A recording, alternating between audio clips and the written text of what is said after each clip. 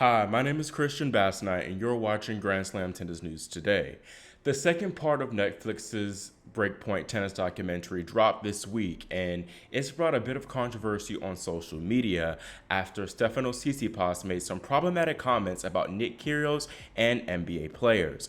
The sixth episode of season 1, titled Belonging, highlights the Wimbledon controversy between Nick Kyrgios and Stefanos Tsitsipas, where Nick called Stefanos soft while Tsitsipas said his Aussie opponent was a bully.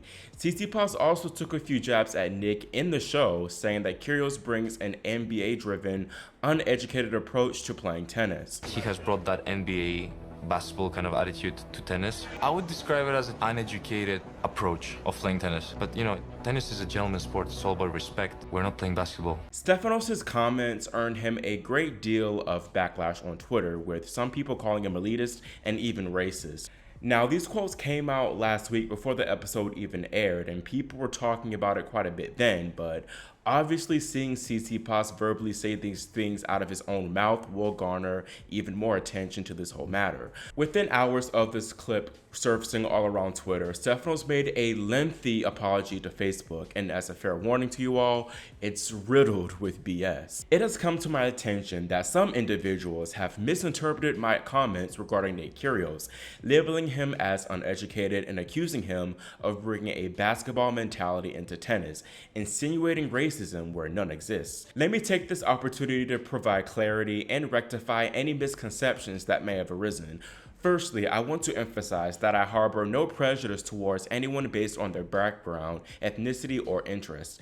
I deeply regret if my words were misinterpreted or caused offense, as that was never my intention. It is true that I love the game of basketball, and I have been a devoted fan for years. The excitement, skill, and competitiveness of the sport have always resonated with me. However, my admiration for basketball should not be misconstrued as a dismissal or belittlement of other sports, including tennis.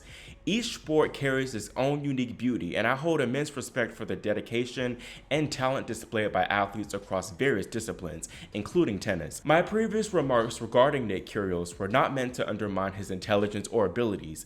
Instead, I simply intended to express my perspective on certain aspects of his playing style, drawing comparisons to the passion and intensity often associated with basketball. It was an attempt to highlight the dynamic and captivating nature of his approach to the game, not a criticism of his character or capabilities. I want to open up to you about a part of my life that has left an indelible mark on my journey, a time that brought me face to face with fear, adversity, and personal growth.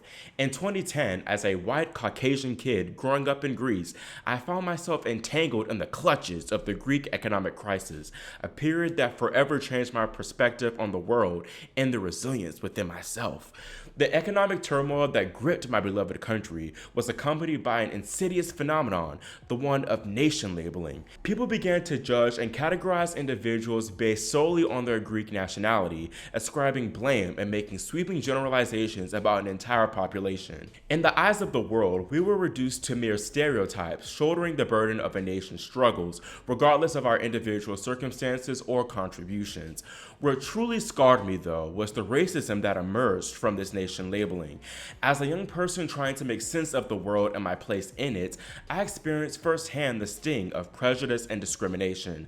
Suddenly, I became the target of hurtful words, exclusion, and judgment simply because of my Greek heritage. The relationships I had cherished changed overnight, leaving me feeling isolated and disheartened. As I confronted the harsh realities of racism, I vowed to rise above it, to prove that my worth and identity were not defined by the economic circumstances of my country. I made a conscious choice to erase the lingering bitterness from these years and embrace the lessons they had taught me. They taught me empathy and how important it is to see beyond labels and understand the complex realities that shape individuals. I deeply regret any hurt or offense my words may have caused. It is essential to remember that we all have different viewpoints and interpretations, and it is through open dialogue and understanding that we can bridge gaps and foster genuine connections. Moving forward, I commit to being more mindful of my words and the impact they may have. I firmly believe in promoting inclusivity and celebrating diversity. It is my hope that we can engage in respectful conversations that allow for differing opinions while maintaining empathy and respect for one another. Thank you for giving me the opportunity to clarify my stance and intentions. Your understanding and support mean a great deal to me. Let us continue to cherish our shared love for sports, celebrating the beauty and passion they bring to our lives. First of all, I don't even think Tsitsipas wrote a lick of that statement. It was probably a joint effort between his publicist and ChatGPT. Then instead of simply saying what I said was wrong, I didn't mean for it to come out like that, I didn't mean any harm, he went and told some long victim story of him being white in Greece while the country was in economic turmoil. How do those two things correlate? You saying problematic, borderline racist things to you growing up in Greece where times were tough. Like, are you serious right now? And then to say that he experienced racism that emerged from this nation labeling, that right there shows you that Stefanos doesn't even know what racism is, to be honest. So how can he say that what he said wasn't racist?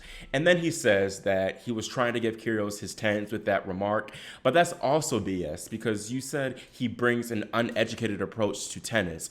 How is that not offensive? How is that meant to, show admiration for his game? That's just a bunch of bullcrap. All Stefanos had to say in that docuseries was Nick was very showman-like and a little bit showboaty. That's it. He did not have to connect Nick to basketball. Tsitsipas is friends with the Greek freak Giannis, so I wonder how he'd feel hearing those comments.